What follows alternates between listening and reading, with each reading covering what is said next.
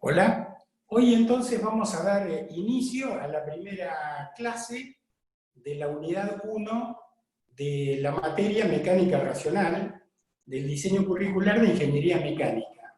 Esto en la Facultad Regional Bahía Blanca de la Universidad Tecnológica Nacional. Nosotros, esta materia está incluida en el tercer nivel de la carrera porque se dice que es una interfase entre las ciencias básicas aplicadas y las tecnologías aplicadas que hacen a la profesión del ingeniero. De manera que se constituye en un enlace para explicar racionalmente los fenómenos naturales y la realidad concreta de los mecanismos y sus movimientos a través de conocimientos adquiridos en materias anteriores.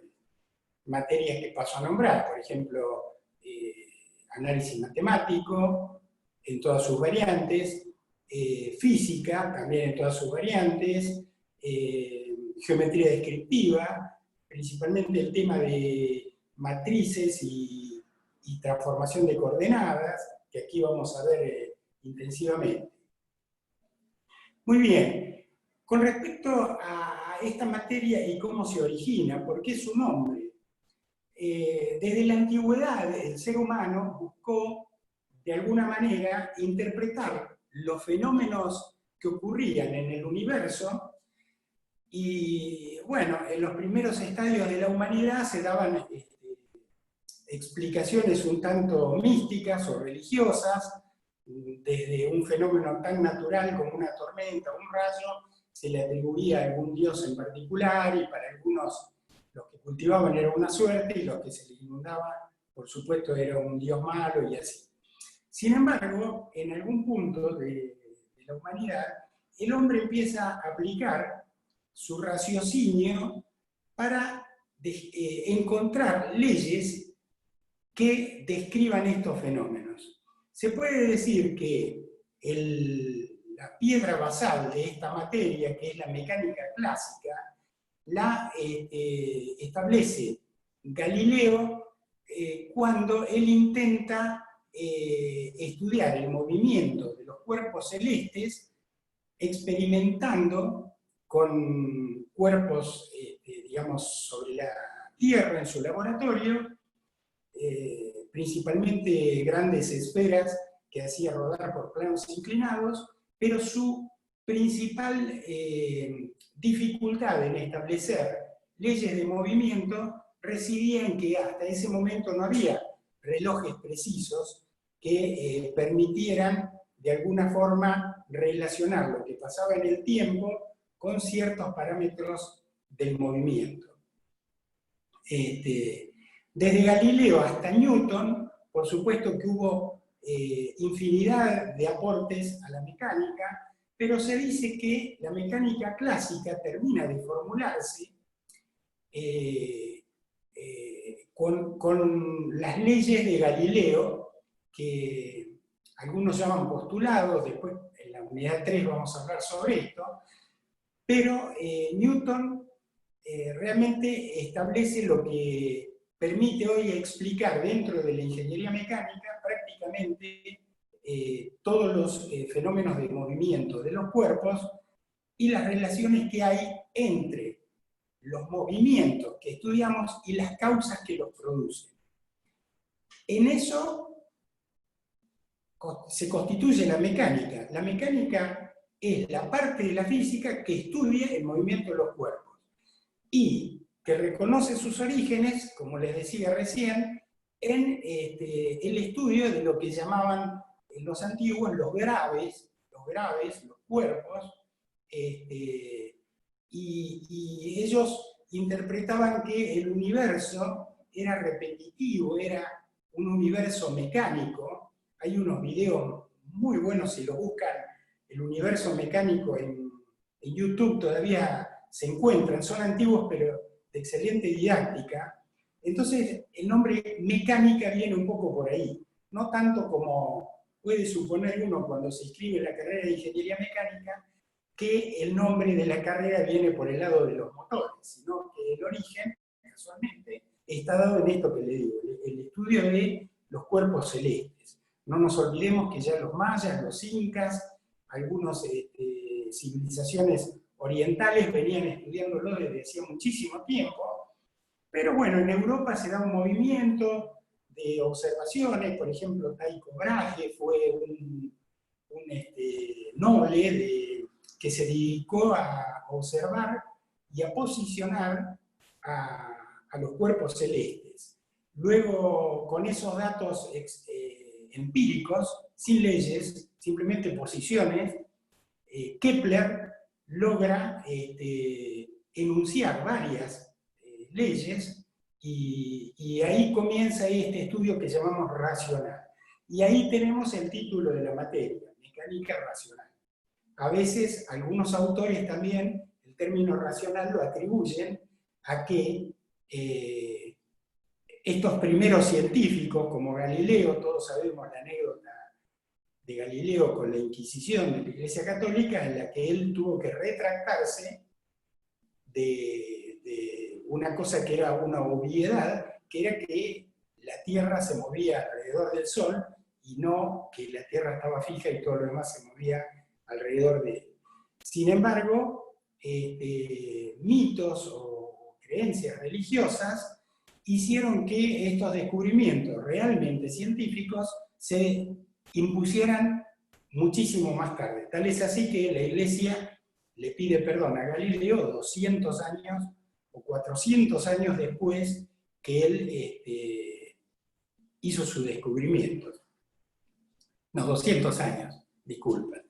Bueno, en fin, ahí en el libro de mecánica ustedes van a encontrar una historia bastante resumida, pero a mis alumnos les digo que así como los abogados estudian historia del derecho, y ellos tienen el derecho romano, el derecho griego, y conocen bien las raíces de su profesión, esto no es común en los ingenieros. Sin embargo, una cultura de la profesión es sumamente necesaria.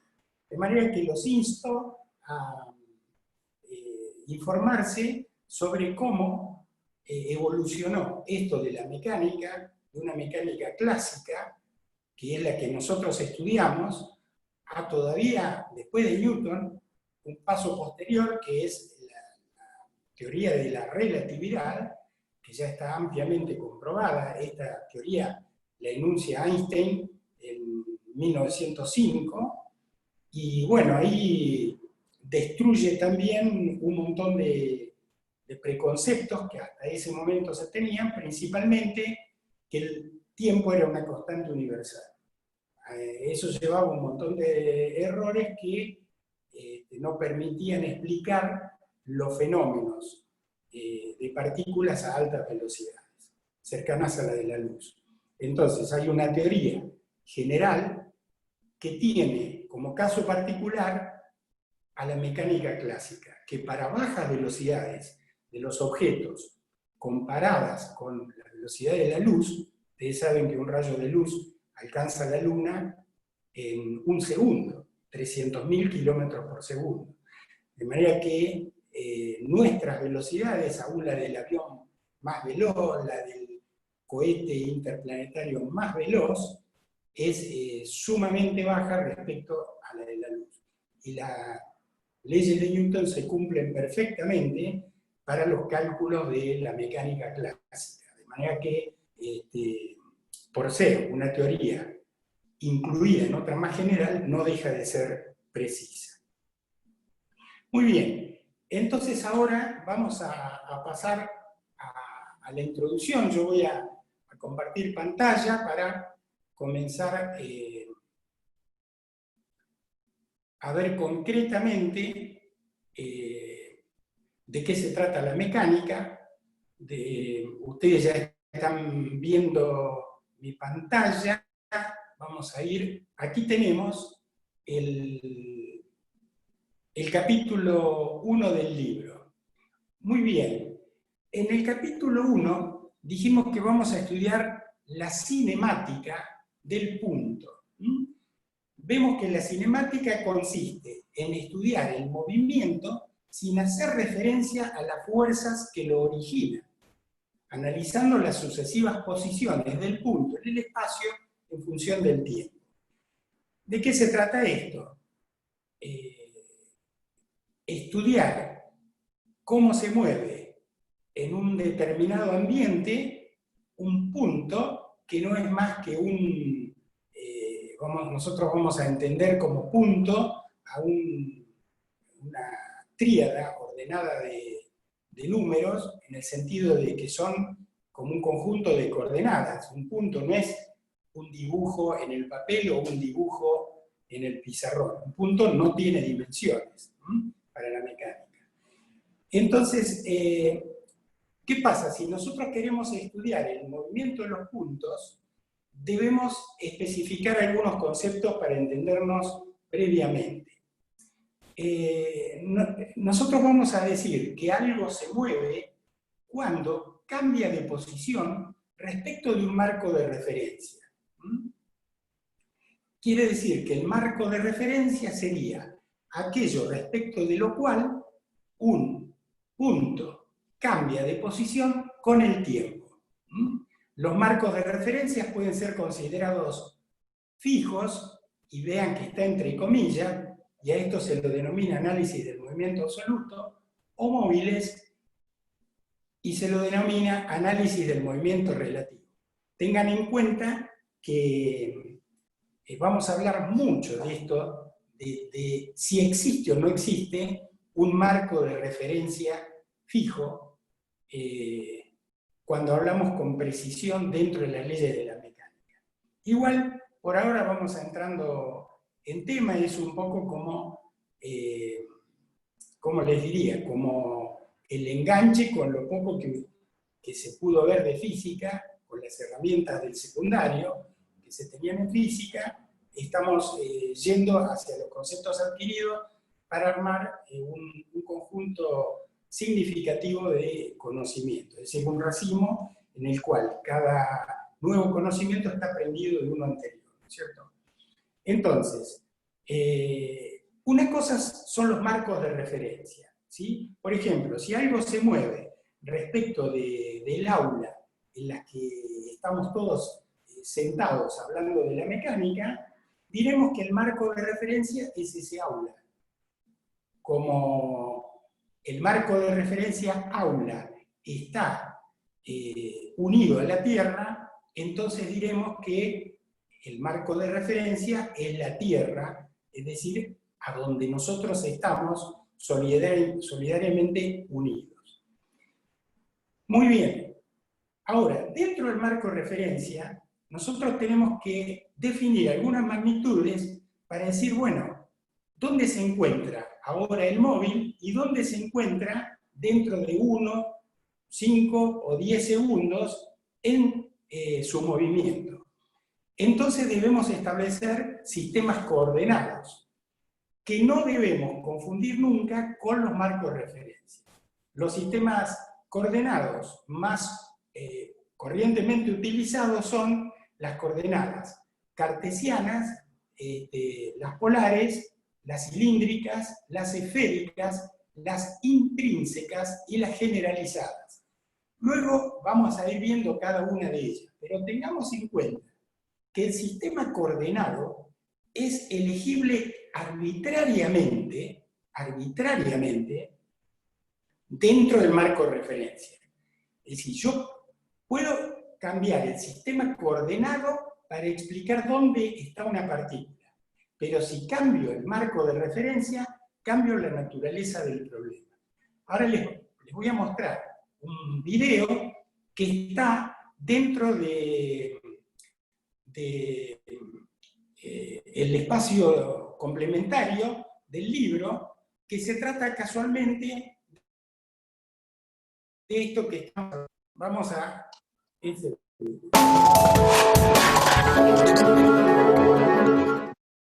En este video breve vamos a tratar de introducir la diferencia entre marco de referencia y sistema coordenado. Se acostumbra en general y en algunos libros de texto también a presentarlo de una manera confusa, se da por sabido y muchas veces conduce a error. Cuando nosotros definimos el objeto de la mecánica dijimos que era el estudio del movimiento. cuando hablamos de movimiento debemos hablar respecto de qué. Ese qué es el marco de referencia. En esta figura podemos observar la trayectoria de un punto al que llamamos P, que se encuentra en movimiento respecto de un observador en un cierto entorno. Ese entorno que está representado por estos planos perpendiculares entre sí, imitan un recinto esquemáticamente, y significa que el estudio del movimiento de ese punto o de la trayectoria se está realizando respecto de ese entorno. Ese entorno es el marco de referencia.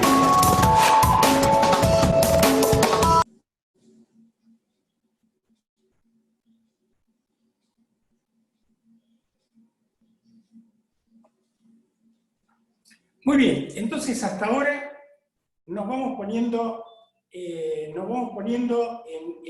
de qué vamos a hablar durante todo el año. Vamos a hablar del movimiento de los cuerpos. Eso es el objeto de la mecánica, el estudio del movimiento de los cuerpos, ¿correcto? Ese concepto es relativo, porque si nosotros hablamos de movimiento, tenemos que decir, ¿se mueve respecto de qué? Si yo estoy sentado en el escritorio, mirando la computadora, puedo decir que la computadora no está en movimiento. Respecto de mí, respecto de mi marco de referencia, escritorio agarrado al piso del aula, que está agarrado solidariamente a la Tierra. Ahora, si un astronauta nos está mirando desde la cápsula, desde la estación orbital, obviamente que el astronauta va a decir, ah, mira, el profesor y su computadora se están moviendo como se mueve la Tierra. De manera que, si nosotros no decimos respecto de qué se establece un movimiento, no estamos definiendo un marco de referencia. Esto es muy importante, el concepto de marco de referencia. Vamos a ver cómo nosotros definimos la mecánica para situarnos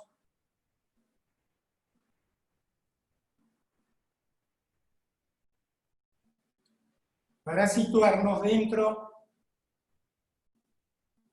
Fíjense ustedes. La mecánica se divide en estática y dinámica. Estática, ¿cuándo es? Cuando los objetos no se mueven respecto de nosotros. Por ejemplo, un edificio, un puente, una casa, un auto detenido, un auto estacionado. Entonces ahí estamos hablando de que los problemas relacionados con fenómenos donde no hay movimiento es la parte de la mecánica que se denomina estática. La estática se divide en estática del punto material y en estática de los sistemas de puntos materiales. En cambio, la dinámica es el estudio del movimiento, es decir, que la estática sería un caso particular de la mecánica donde las velocidades con las que se desplazan los móviles son nulas. Entonces, si no hay movimiento respecto del marco de referencia establecido, es un caso de la dinámica en el cual las velocidades son nulas. Quiere decir que la mecánica que vemos nosotros en esta materia es esencialmente dinámica, movimiento. Y la dividimos en cinemática del punto material, cinemática de los puntos materiales. La cinemática no nos preocupamos por las causas que producen los movimientos, sino que nos vamos a hacer hincapié directamente en los movimientos. Sin embargo, en la cinética sí vamos a ver el por qué esos movimientos se producen. Y entonces, bueno, vamos a poder allí en la cinética aplicar las leyes de Newton. Si ustedes miran el primer video, el video de presentación del libro que está en los complementos virtuales, allí van a ver cómo durante toda la materia, es decir, durante todo el transcurso del libro, nosotros vamos a tratar de migrar desde las ecuaciones de la estática a las ecuaciones de la dinámica para los cuerpos. La materia se trata de eso, generar un flujo de herramientas que de esas ecuaciones tan conocidas de la estática que vimos en estabilidad 1 y en física 1, y hasta en el secundario en la técnica, que nos decían que la suma de fuerzas y la suma de momentos respecto a un punto tenía que ser igual a 0, es decir, había un equilibrio estático. Ahora, en la dinámica tenemos que convertir ese igual a 0 a igual a otra cosa. Esa otra cosa la vamos a ver hacia fin de año, y ustedes pueden ver un adelanto en el video que explica en el espacio web de complementos el criterio, digamos, del libro. Bueno, muy bien. Entonces, ahora sí, con esta introducción, vamos a ir directamente a el concepto de coordenadas. Vean ustedes, las coordenadas que nosotros más aplicamos, porque estamos acostumbrados a ternas ortonormales que vimos en geometría analítica. Estas son ternas de versores unitarios normales entre sí, y entonces responden mucho a movimientos que se dan en ambientes donde uno toma como marco coordenado, por ejemplo, la sala donde se está viendo el movimiento.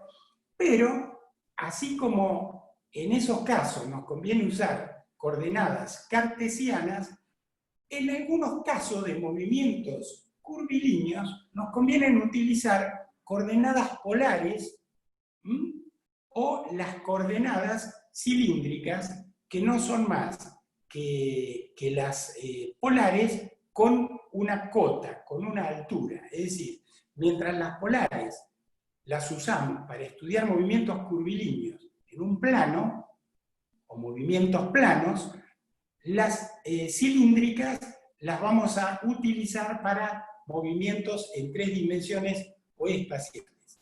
Entonces, vean ustedes, un punto cualquiera, tomemos un punto por aquí. En coordenadas cartesianas, ¿qué vamos a tener? Ese punto, P, va a tener coordenadas X, Y y Z, y esas coordenadas las vamos a medir con unidades de longitud, en cierta escala, a lo largo de los ejes cartesianos, que vamos a llamar eje I, J y K, que van a definir a las coordenadas X, Y y Z. Estas ternas pueden ser derechas o destrógiras, o izquierdas o levógiras, según para dónde vayan los afijos de los vectores, en el sentido de, si viendo, tomando un plano como referencia, el tercer vector tiene el positivo hacia arriba del plano o hacia abajo. El mismo punto que recién, pero en coordenadas polares, lo que va a tener es, vamos a definir un polo, un vector posición E, que nos mide su módulo, nos mide la longitud proyectada desde el polo del punto P sobre el plano, y una cota Z.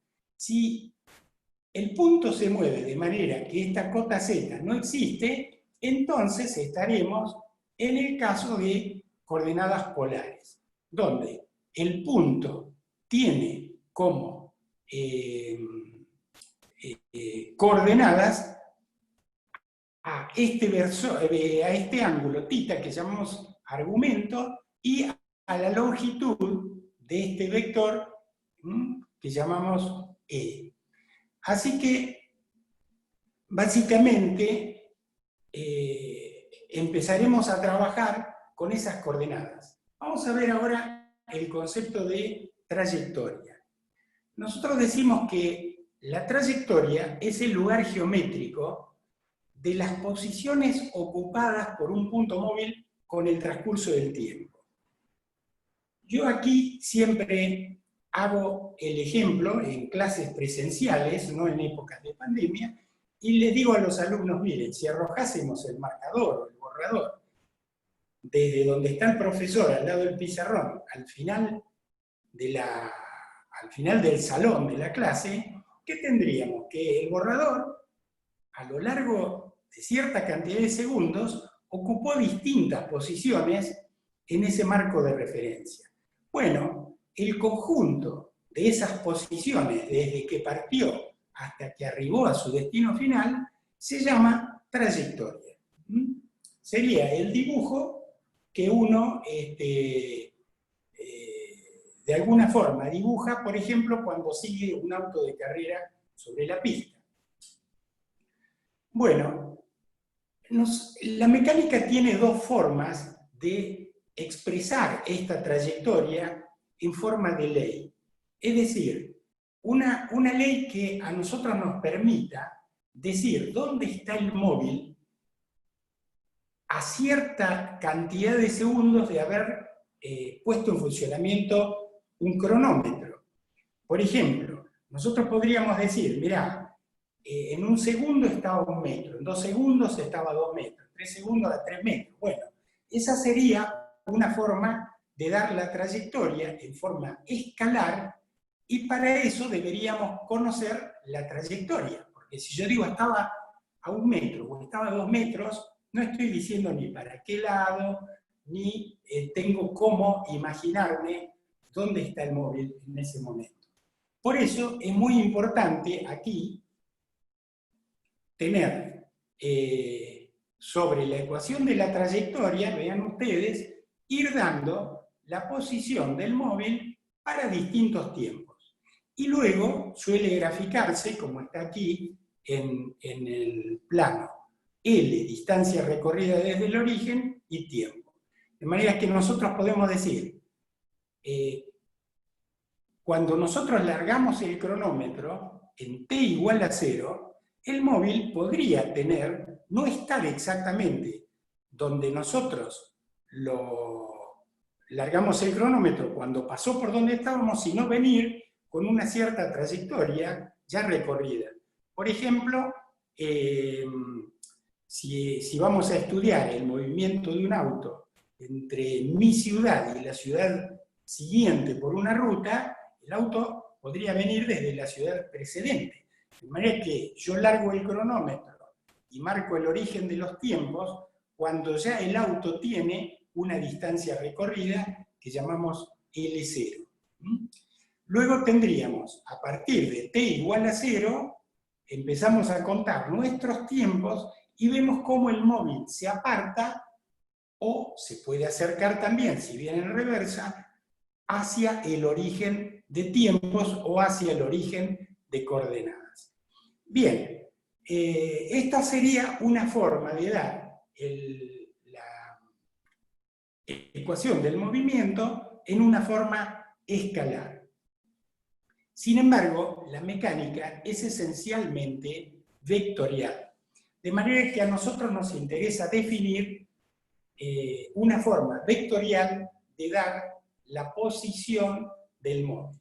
Para eso, nosotros vamos a crear desde un sistema coordenado IJK localizado en un marco de referencia, un vector posición tal que a nuestro móvil lo vamos a ubicar con, digamos, en la posición inicial, lo vamos a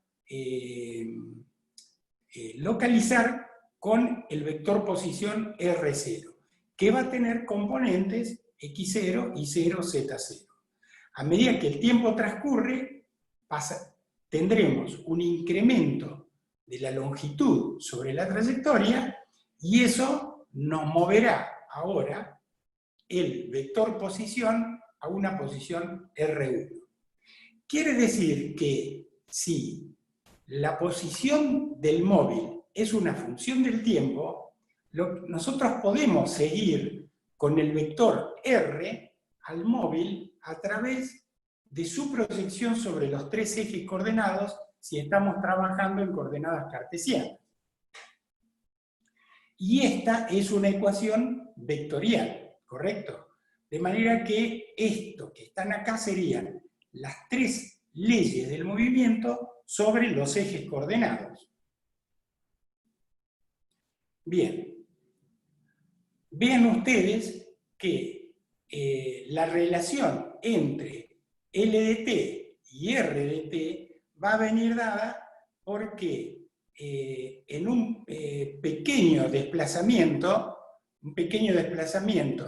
de L va a tener una longitud que va a estar dada por dx en y, dy en j y dz en k. Así que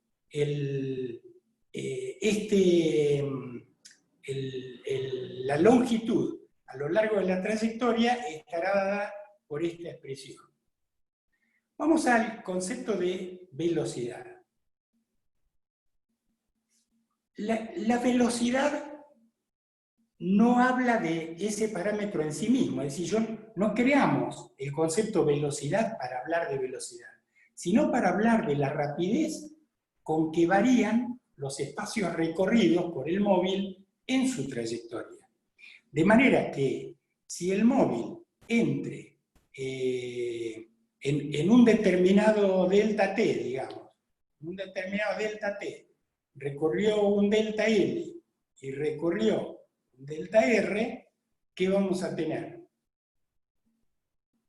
Vamos a llamar velocidad escalar promedio escalar al cociente entre delta L y delta T, es decir, cuán rápido este número, velocidad media, nos dice a nosotros, nos informa, cuán rápido el móvil recorrió delta L en este delta T, ¿correcto? Si en lugar de usar el incremento de longitud usamos la variación vectorial del vector posición, podemos crear la expresión vectorial de la velocidad media. Pero ahora ya tenemos una expresión vectorial, mientras que la anterior era escalar.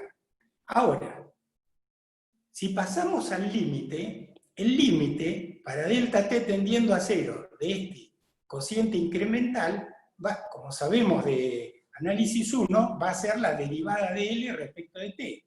Es decir, que vamos a tener la expresión de la velocidad escalar instantánea. V, derivada de L respecto de t, es cuán rápido recorre el móvil los caminos sobre su trayectoria.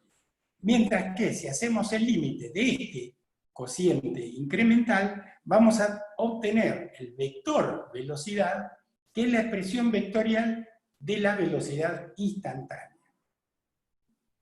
Ahora, podemos preguntarnos cuál es la relación entonces entre V y B.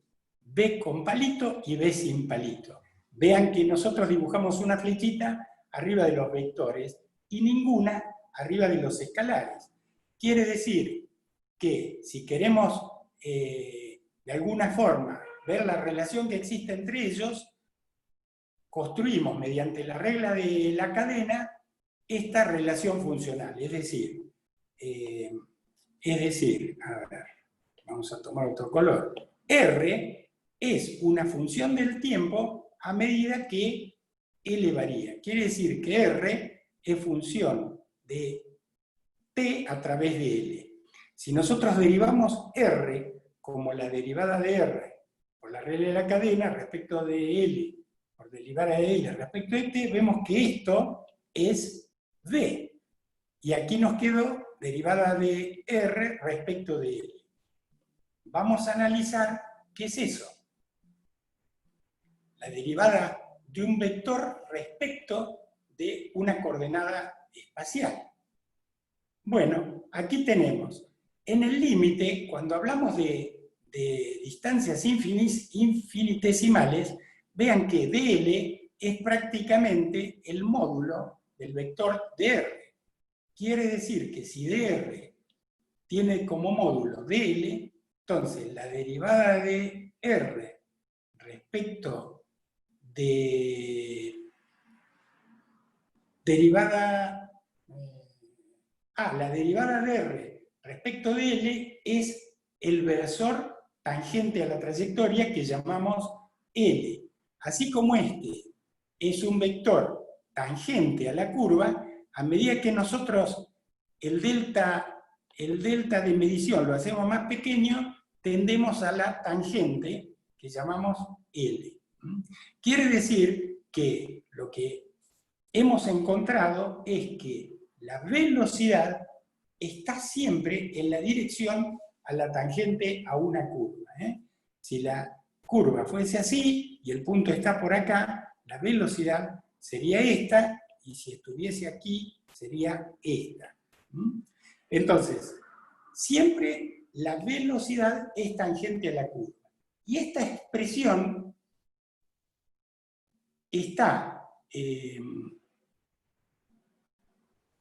referenciada a lo que llamamos un versor de una terma muy especial que se denomina triedro intrínseco.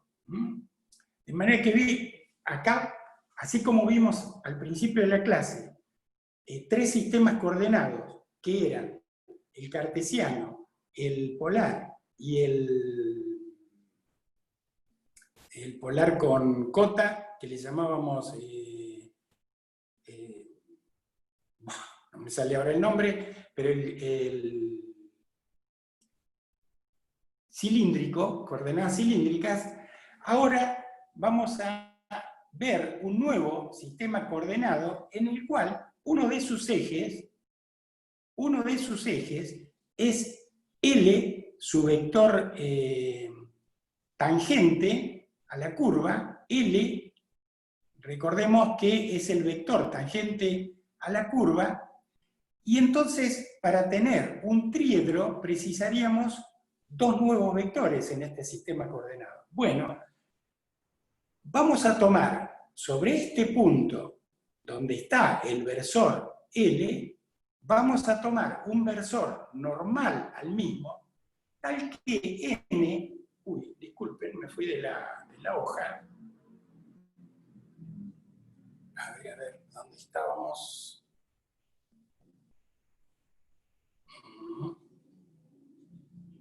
Aquí. Bien.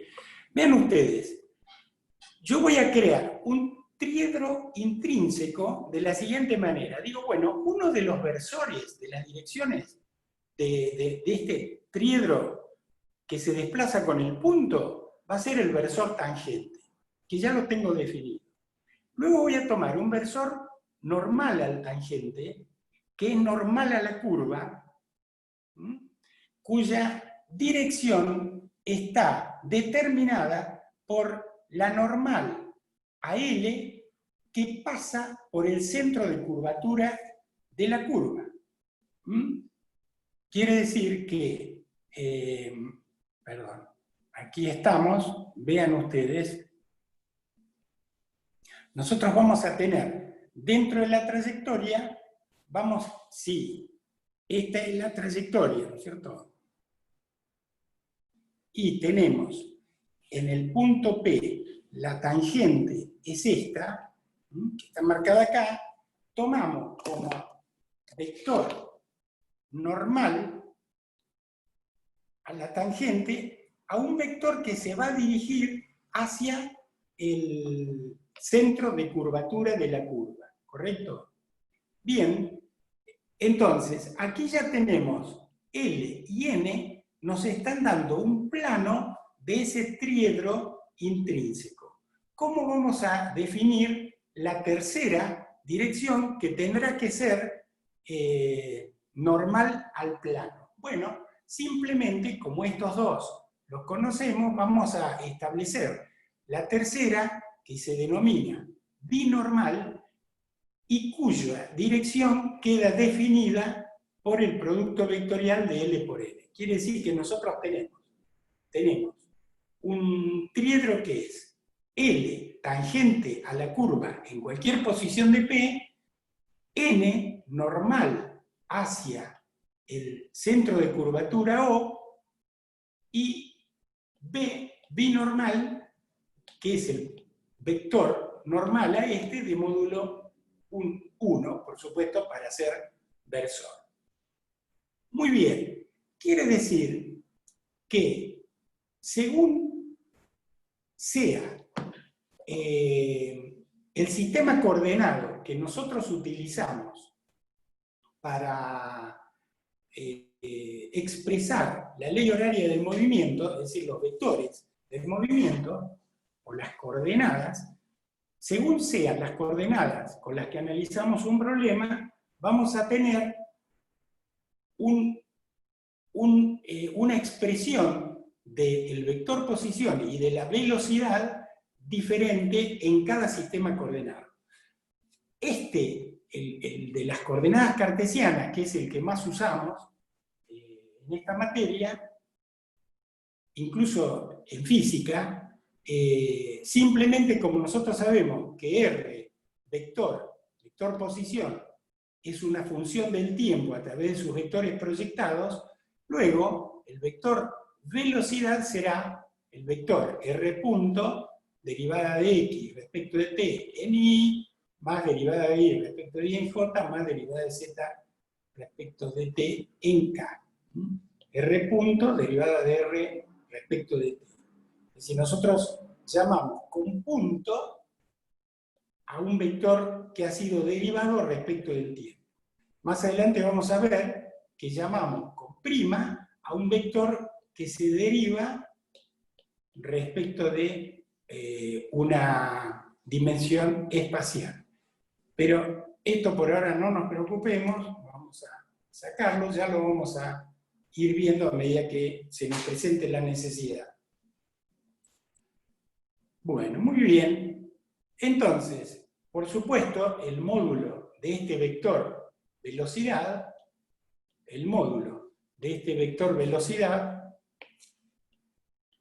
va a estar dado por la raíz cuadrada del cuadrado de sus componentes, ¿no es cierto? Y el módulo del desplazamiento elemental de carácter escalar va a estar dado por la raíz cuadrada de los desplazamientos elementales proyectados. De manera que derivada de L módulo respecto de T me da el módulo de la velocidad, que a su vez está dado por las componentes al cuadrado del vector velocidad instantánea. Ahora, si usamos coordenadas cilíndricas, vean ustedes lo siguiente. El mismo punto, el mismo vector velocidad, siempre tangente a la trayectoria. ¿Y qué vamos a tener ahora? Ahora el vector R, va a estar dado R, vamos a decir, mire, R va a estar alejado de O una distancia E, que es un módulo, en la dirección del versor E, más una distancia Z en la dirección de K. Bien, entonces, ¿qué tenemos? Si nosotros queremos encontrar la velocidad, debemos derivar este vector posición. Hagámoslo. R punto va a ser la derivada de E respecto de T en E más E sin derivar por la derivada de E respecto de T. Ustedes me dicen ahora, pero ¿cómo? Usted acá deriva el versor. Y fíjense, si derivamos tenemos derivada de Z respecto de T en K, pero no hago acá Z por la derivada de K respecto de t. Que no esté escrito no quiere decir que no lo hagamos, ¿correcto? Vean ustedes, ¿cuál es la gran diferencia entre K y E? Nosotros, en las coordenadas cartesianas, X, Y y J son vectores constantes ubicados dentro del marco de referencia. Ahora, E no es un vector constante, dado que θ, a medida que el punto se desplaza en su trayectoria, este ángulo va a ir barriendo la proyección del punto al plano y, por supuesto, esta dirección de E va a variar respecto de un observador que esté viendo el movimiento del punto. Entonces, si esto es variable respecto del observador, él debe derivarlo. No así Z, que Z, respecto de él, es constante como vector, o K, ¿no? K versor. Entonces, para encontrar la derivada de E versor respecto de t, vamos a expresar E vector de esta manera. Es decir, vean ustedes, se los voy a hacer, a ver si encuentro un lugar apto para hacérselos. Acá, vamos a hacerlo acá. Vean ustedes esto, si nosotros armamos el plano, tomemos este, X acá, lo estamos mirando de arriba, y lo pongo acá, E en el plano XY es este. Y E versor tiene módulo 1, y si esto es θ, E versor es 1 por el coseno de θ en I, que es constante, más 1 por el seno de θ en J, que es constante J. Pero θ es θ de t, es variable. Θ es una variable escalar, el argumento de las coordenadas polares. Por lo tanto, cuando nosotros derivamos E respecto de t,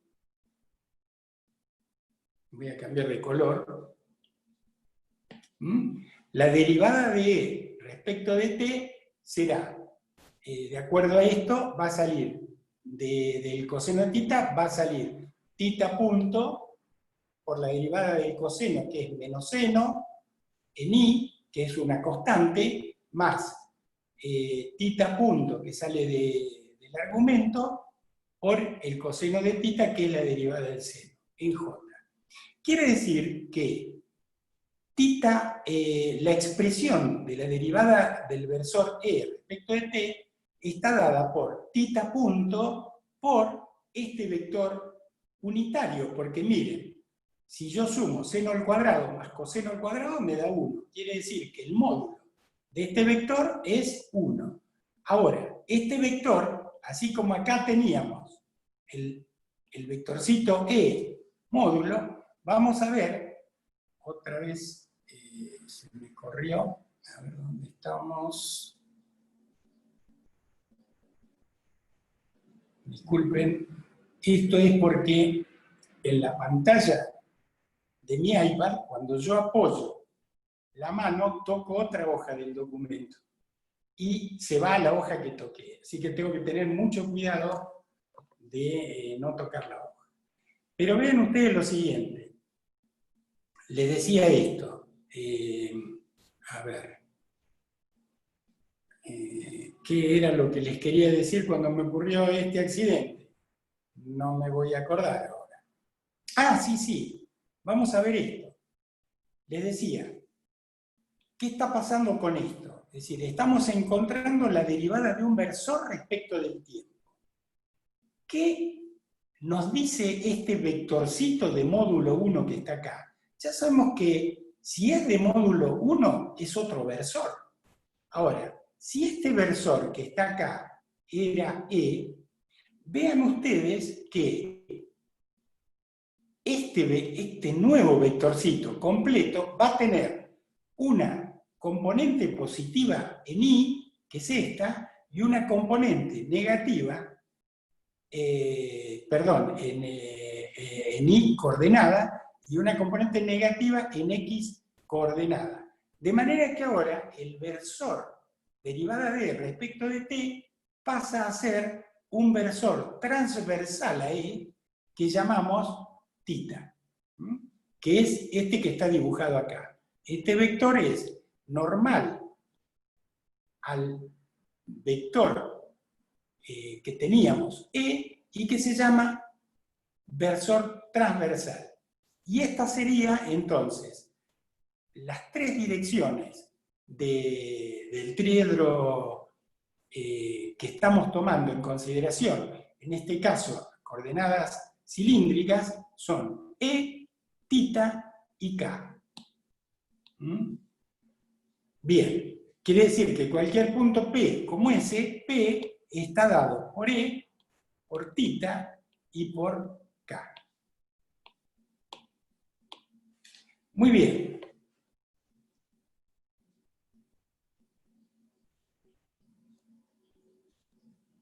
Entonces, estábamos queriendo encontrar la velocidad, la velocidad, y dijimos que era, la velocidad era esto más esto más esto.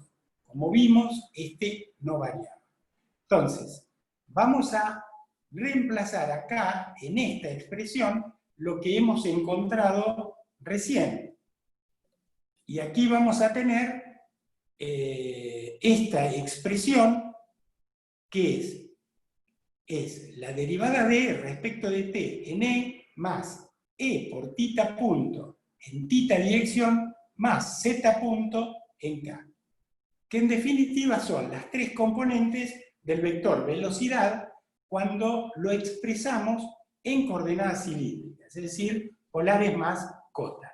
Y aquí tenemos cómo encontraremos el módulo de este vector, con la raíz cuadrada del cuadrado de sus componentes. Bueno, muy bien. Esto respecto entonces de la forma que va a tomar el vector velocidad en coordenadas cartesianas y en coordenadas cilíndricas. Vamos a definir dos nuevos elementos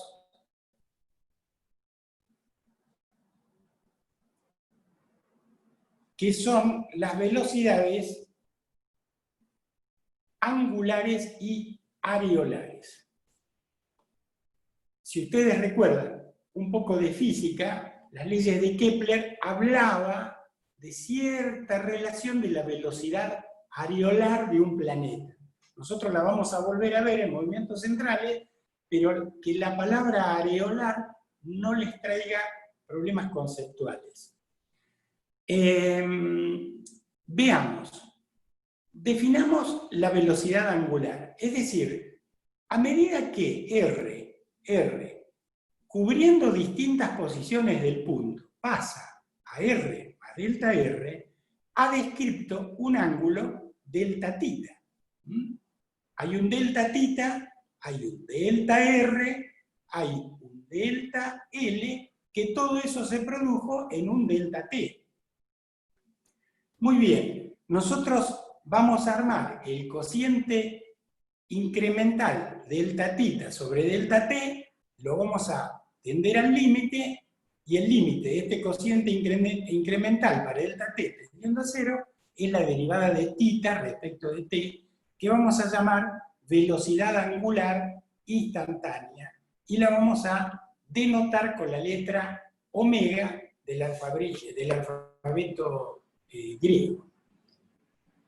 Bien, la velocidad areolar, vean ustedes, voy a cambiar de color para que puedan ver, así como antes describíamos un delta θ en un delta t, también se viene describiendo un área dada por las distintas posiciones del vector posición, y este área, delta S, el área delta S, la vamos a expresar de la siguiente manera. vamos a decir, delta S, que es un vector, va a ser R vectorial delta R. Y lo multiplicamos por un medio. ¿Por qué? Porque vuelvo acá, fíjense, R, voy a tomar rojo ahora, R vectorial delta R me va a dar el módulo de ese producto vectorial toda esta superficie. Pero yo quiero media, de manera que aquí tomamos delta S, decimos que es la mitad del producto vectorial R vectorial delta R. Y aquí tenemos un vector representativo de cómo, representativo del área. Y fíjense que es un vector que a ese área la caracteriza en forma normal al plano de donde va variando R con delta R. Armando nuevamente el concepto incremental, esto es delta R sobre delta T, y tomando límite para delta T tendiendo a 0, tenemos un medio de R vectorial V, es lo que llamamos velocidad areolar, es decir, la rapidez con que el objeto cambia el área que describe su vector posición. Ese punto, nuevamente, es la derivada de S respecto de T. Y lo llamamos vector velocidad areolar instantánea. Bueno, acá vamos a ver una característica de estos vectores que son, vean ustedes, el módulo de ese punto, módulo, va a estar dado por un medio que sabemos qué es, por el módulo de R, por el módulo de B, por el seno del ángulo que subtiende. Quiere decir que si nosotros hacemos R con B, subtienden este ángulo que llamamos psi. Pero resulta que psi es el complementario de este. Entonces, a este seno de psi lo puedo cambiar por el coseno de este, que podría llamarlo otro nombre, zeta, de manera que V por el coseno de zeta, V por el coseno de zeta me da B sub θ. Es decir, me da la componente de la velocidad perpendicular al radio vector. Por lo tanto, hemos encontrado una relación funcional entre el módulo de la velocidad areolar y la velocidad angular instantánea. Esto casualmente nos va a servir para hablar luego de movimientos centrales, que son los movimientos planetarios. Vamos al concepto de aceleración. Bueno, esto es muy repetitivo. Nosotros podemos decir que cuando la velocidad pasó de V1 a V2, ¿qué hubo? Un delta V, cambió. Pasó de módulo 5 a módulo 10 y de dirección del este al sudeste. De manera que hubo un cambio del vector velocidad en un cierto delta t que llamo variación de velocidad, creando nuevamente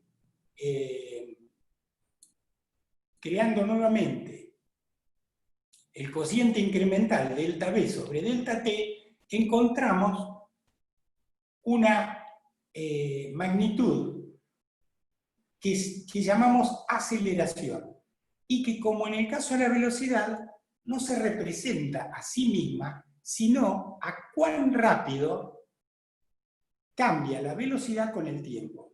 Quiere decir que la velocidad nos habla del camino transcurrido, y la aceleración nos habla del cambio de velocidad. Vean ustedes sabrán que la aceleración, por ejemplo, podemos medirla en metros por segundo al cuadrado. lo que equivaldría a hablar de cuántos metros por segundo la velocidad cambia en cada segundo. Por eso es metro sobre segundo al cuadrado. Entonces, ¿qué me describe la aceleración? Un cambio de velocidad en la unidad de tiempo. ¿Okay? Bien. Ahora, un temita interesante, porque fíjense ustedes, la aceleración en la terna intrínseca, nosotros teníamos que la velocidad es v en la dirección del vector tangente a la curva.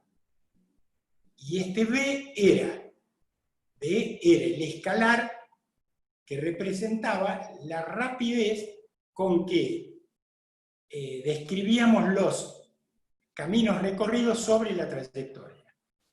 Bien, quiere decir que si nosotros queremos derivar este vector, queremos derivarlo y vamos a hallar la aceleración, vamos a derivar la derivada de v respecto de t en la dirección de L más v sin derivar por la derivada de L respecto de t. Y nuevamente nos encontramos con la derivada de un versor. La derivada de un versor, sabemos, por el caso anterior, en coordenadas polares, nos va a tener que dar un versor normal al que estamos derivando. Es decir, la derivada de L me va a tener que dar un versor normal a L. Veamos cómo podemos demostrar esto. Muy bien. Vamos primero aquí. Yo directamente, ustedes por supuesto tienen el libro, ya puede ser en forma escalar o en forma escalar. Tienen el libro en forma digital o en formato papel, y esto lo tienen perfectamente para consultar.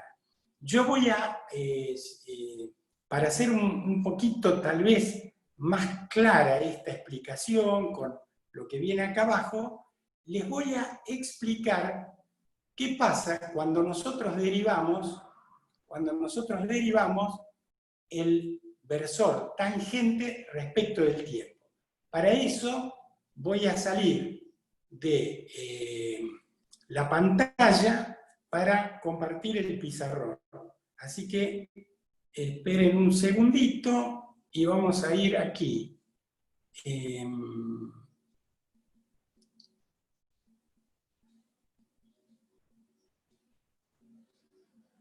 Venimos aquí, donde estamos todos, pero ahora voy a compartir pizarrón. Aquí estamos. Entonces, fíjense. Posiblemente ustedes me vean a mí en forma rara ahora, porque puse el iPad sobre el escritorio para trabajar como en un papel, ¿no? Entonces, nosotros tenemos lo siguiente.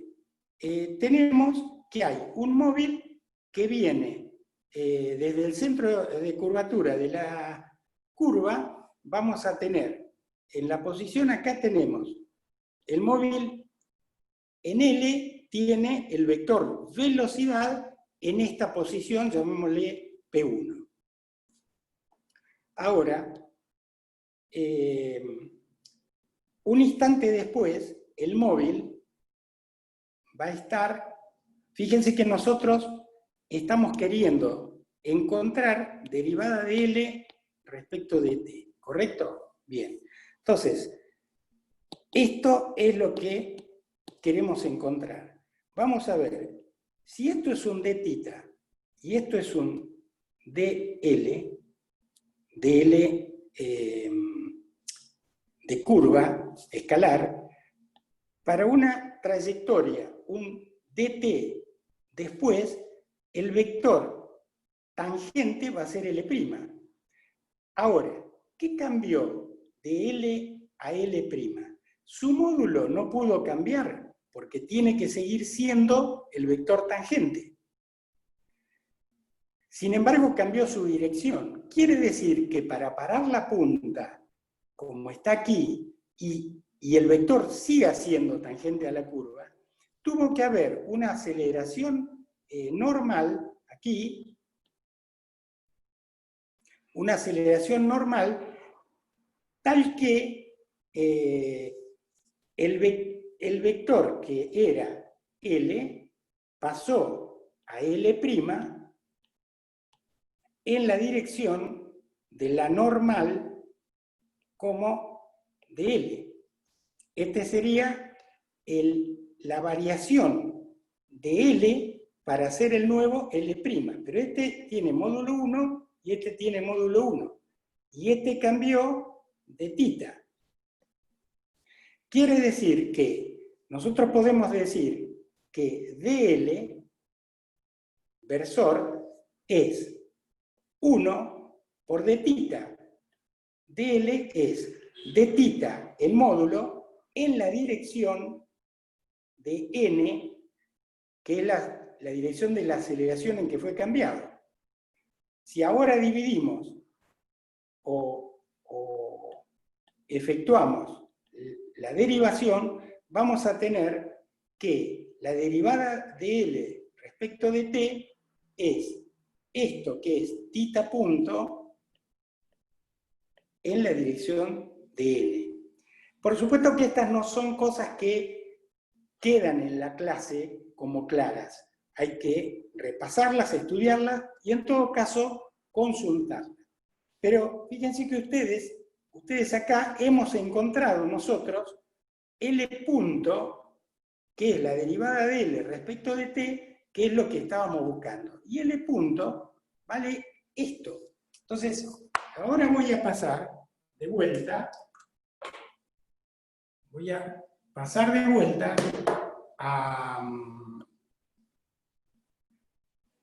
al libro, compartiendo pantalla ahora.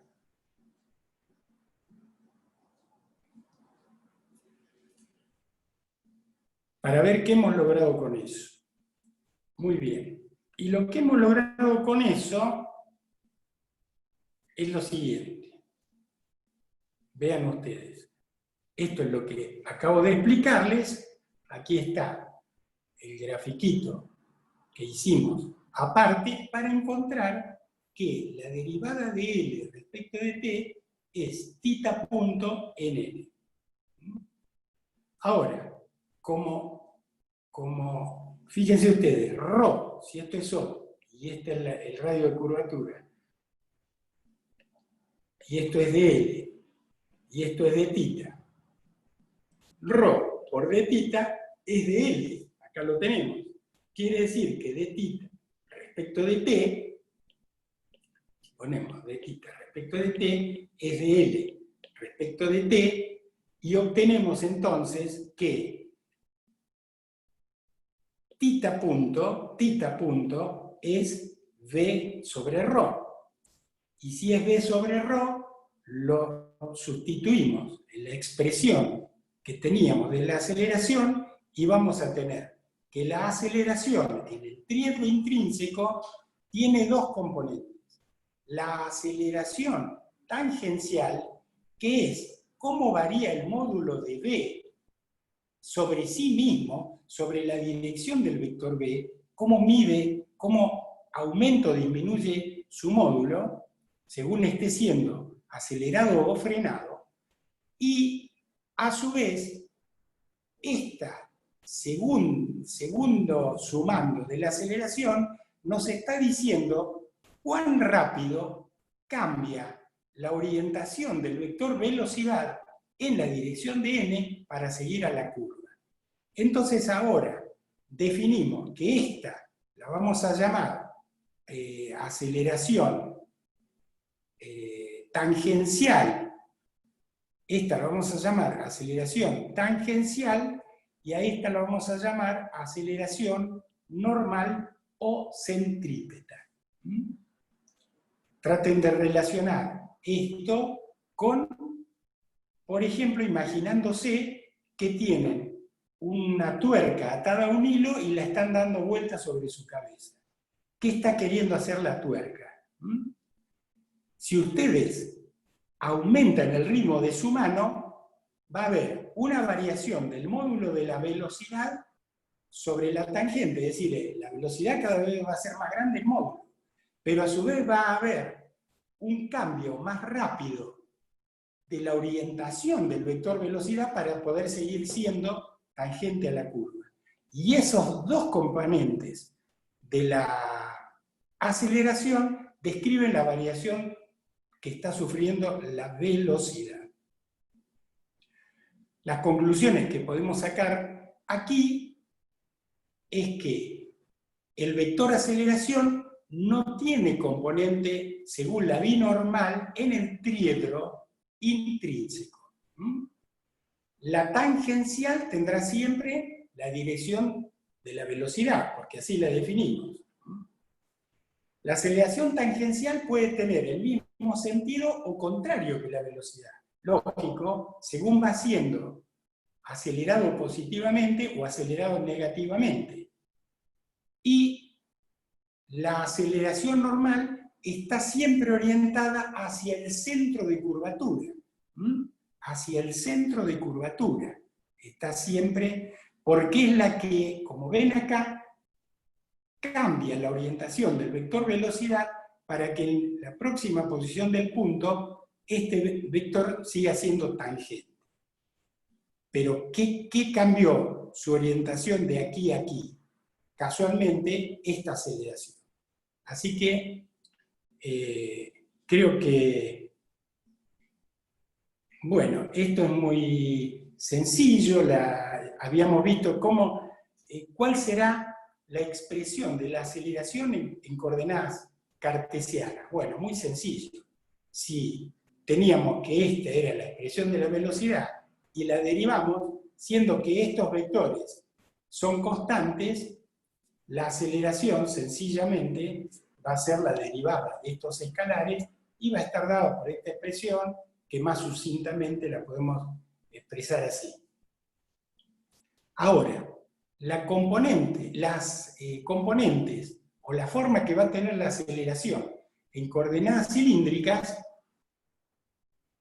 bueno, ya no es tan sencillo como en las coordenadas cartesianas, porque ahora la velocidad, que es esta, la tenemos expresada como, en una dirección E que varía con θ. De manera que, si nosotros volviésemos a derivar ahora B, que la teníamos en esta expresión, la derivamos, vamos a ir a parar a esta expresión y aplicando nuevamente la derivada de ese vectorcito con que habíamos expresado E, vamos a llegar muy rápidamente a esta expresión de la aceleración. Es decir, que cuando ustedes tengan un problema en el cual les conviene trabajar con coordenadas cilíndricas, por ejemplo, el movimiento de un punto sobre el filete de un tornillo, sencillamente la expresión de la aceleración me dice, mire, el vector aceleración que describe la rapidez de cambio de la velocidad tiene tres componentes. La primera componente es cómo varía la velocidad que está dada por esto en la dirección del vector E. La segunda componente me dice cuán rápido este vector E cambia de dirección porque se lo lleva, lo tiene que mover transversalmente al vector E para que siga buscando la proyección del punto sobre el plano polar. Y esto sencillamente es la aceleración en Z. Entonces, a estas aceleraciones le damos el nombre. Aceleración radial es a sub B, aceleración transversal es a sub θ, y a sub z es la aceleración sobre la cota. Acá hay una equivalencia que les dejo para ustedes que practiquen con eso. Recuerden que siempre nos tienen a nosotros para consultarlos. Y vamos a ver los conceptos de aceleración angular y aceleración areolar. Esto es muy sencillo, no vale la pena detenerse mucho, porque si nosotros tenemos que hay un delta omega en un delta t, el cociente nos va a decir cómo varió el módulo de omega en ese delta t. Eso lo llamamos aceleración angular, y la aceleración angular, en definitiva, gamma, es derivada de omega respecto de t, que es la derivada segunda de tita respecto de t 2 veces. Para la aceleración areolar, fíjense ustedes que nosotros teníamos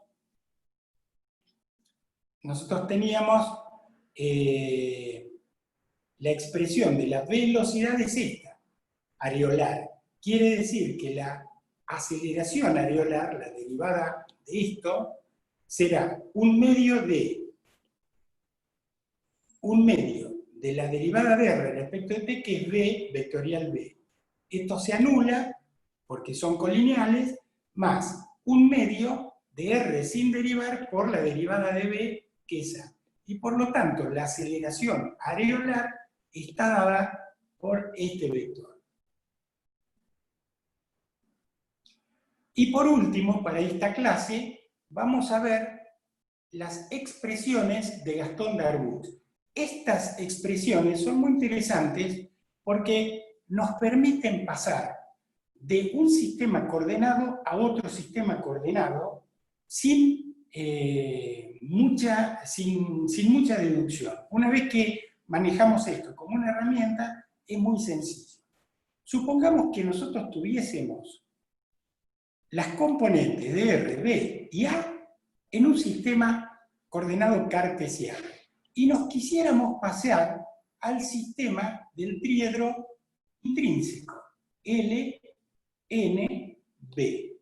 Entonces diríamos, bueno, si nosotros conocemos estos son datos y estos son incógnitas, ¿qué nos permite pasar acá? Bueno, estos son las expresiones de Gastón Darboux. Y para eso, Gastón Darboux hace lo siguiente. Mire, en coordenadas intrínsecas, nosotros tenemos que esto es la velocidad y esta es la aceleración. Entonces voy a hacer, dice él, el producto escalar de B por A, y le va a quedar B por A sub T, L escalar N, 1. De donde dice, bueno, la aceleración tangencial en el tríedro intrínseco, yo la puedo determinar por esta expresión, donde B y A y módulo de B los conocemos en la terna coordenada cartesiana. Ahora, si hacemos el producto vectorial de B vectorial A, lo que vamos a obtener es esto, y de ahí despejamos A sub B. Y como sabemos la relación entre A sub n y B sobre ρ de las expresiones anteriores, podemos determinar también aquí el radio de curvatura con estas expresiones. Así que estos diagramas son de física 1, repásenlos, pero básicamente hemos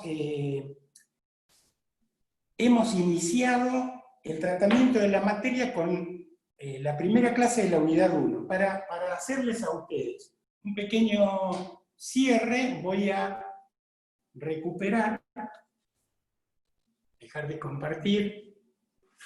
Bueno, el cierre es el siguiente. Nosotros decimos, vamos a estudiar, por empezar, la mecánica estudia el movimiento de los cuerpos. Fenómeno. Vamos a estudiar el movimiento de un punto. ¿Qué preciso? Preciso saber respecto de qué se mueve el punto, a eso lo llamo marco de referencia, y luego, para expresar las cantidades que intervienen en ese problema, creo un sistema coordenado, que puede ser todas las especímenes que vimos ahí. Muy bien. Ahora, el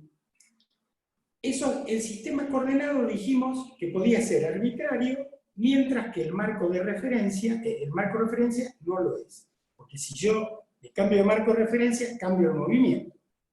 Muy bien. Hemos desarrollado una serie de cantidades escalares y vectoriales que llamamos los parámetros del movimiento. Estos parámetros son la posición, vimos que hay una forma escalar y una forma vectorial de expresarla, la velocidad, que es cuán rápido el móvil se desplaza por la trayectoria, y la aceleración, que es cuán rápido esa velocidad con que transcurren los espacios cambia. Entonces, ¿cuándo vamos a decir que conocemos el movimiento de un punto? Cuando conozcamos la ley de posición, velocidad y aceleración. Si nosotros conocemos esas tres magnitudes vectoriales, decimos que conocemos el movimiento del punto. Hasta aquí nos quedamos hoy. Repasen con el libro, recuerden que tienen mucha bibliografía, otros libros que muchas veces explican las cosas con otras palabras y uno lo que no entendió por este lado lo puede entender por otro. De última, me mandan un mail o en el aula virtual me ponen un mensaje y automáticamente les respondemos las preguntas que les pudieron haber quedado de esta clase. Este video, como ustedes vieron, se llama U1C1, unidad 1, clase 1. Pasen ahora al U1C2, vayan a la clase 2. Mucha suerte con el estudio y quedamos a disposición. Nos veremos la próxima.